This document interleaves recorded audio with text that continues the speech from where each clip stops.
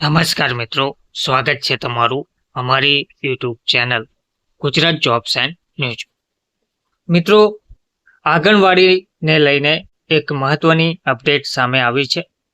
આર્થિક ભારણથી ના ભણાવતા બાળકને 3 વર્ષનો લર્નિંગ લોસ જોવા મળી રહ્યો છે. આંગણવાડીના અભાવે પ્રી પ્રાઇમરી પાછળ વાલીને વર્ષે 11,000નો બોજો પડી રહ્યો છે. શહેરોમાં સરકારે વધુ આંગણવાડી શરૂ કરવાની જરૂર છે તેવું જણાવવામાં આવી રહ્યું છે. તો ગુજરાતમાં સરકારી આંગણવાડીમાં બાળકને ભણાવવામાં આવે તો પ્રી પ્રાઇમરીનો ખર્ચ વાલી ઉપર દર વર્ષે ફક્ત 928 રૂપિયા આવે છે. તેની સામે ખાનગી શાળામાં નર્સરી, જુનિયર, સિનિયર કેજી કરાવીને વાલી દર વર્ષે 11,000 રૂપિયા કરતાં વધુ રકમ ખર્ચે છે. શહેરોમાં કેટલાક સ્થળે આંગણવાડીઓ ના હોવાથી ગરીબ કે નીચલા મધ્યમ વર્ગના પરિવારોને ના છૂટકે ખાનગી પ્રી પ્રાઇમરીનો મોટો આર્થિક બોજો વેઠવો પડે છે.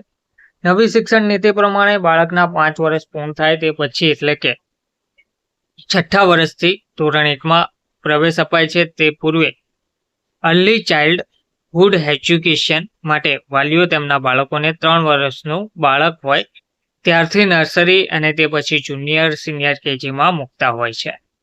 સરકારી કામગીરીનું વિશ્લેષણ કરતી સંસ્થા પાથે દ્વારા તમામ રાજ્ય દ્વારા પ્રી પ્રાઇમરી એજ્યુકેશન પાછળના ખર્ચનો અભ્યાસ કરવામાં આવ્યો છે. તે મુજબ પ્રી પ્રાઇમરી પાછળ દેશમાં સરેરાશ દર વર્ષે 14,000 રૂપિયા કરતાં વધુ ખર્ચ વાલીઓ તેમના સંતાન પાછળ કરે છે.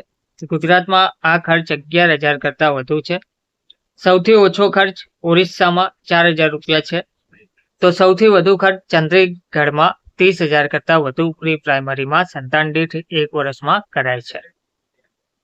તો પાથેના વિશ્લેષણકાર મહેન્દ્ર જેઠમલાણીના કહેવા મુજબ ગુજરાતમાં સરકારી આંગણવાડીઓમાં આ ખર્ચ વર્ષનો ફક્ત 928 રૂપિયા છે. વાલીને કરવાનો આટલો ખર્ચ આવે છે. આંગણવાડીમાં બાળકોને નાસ્તો પણ અપાય છે. જોકે શહેરી વિસ્તારમાં આંગણવાડીની સંખ્યા ઓછી હોવાથી કેટલાક બાળક આંગણવાડીથી વંચિત રહે છે અને જો વાલીની આર્થિક સ્થિતિ સારી ના હોય તો ખાનગી પ્રી પ્રાઇમરી શાળામાં મૂકતા નથી. તેના કારણે આવા બાળકોને લર્નિંગ લોસ થાય છે. તેઓ પહેલા ધોરણમાં પ્રી પ્રાઇમરી કરીને આવેલા બાળકોની સરખામણીમાં પાછળ રહી શકે છે. તો સરકારે વધુ અને ગુણવત્તા સાથે આંગણવાડીની સુવિધા શહેરોમાં ઉપલબ્ધ કરાવી વાલીઓનો ખર્ચ ઘટાડવાની જરૂર જોવા મળી રહી છે. હવે જોવાનું એ રહેશે કે આ અંગે સરકાર ક્યારે નિર્ણય લેશે. ધન્યવાદ.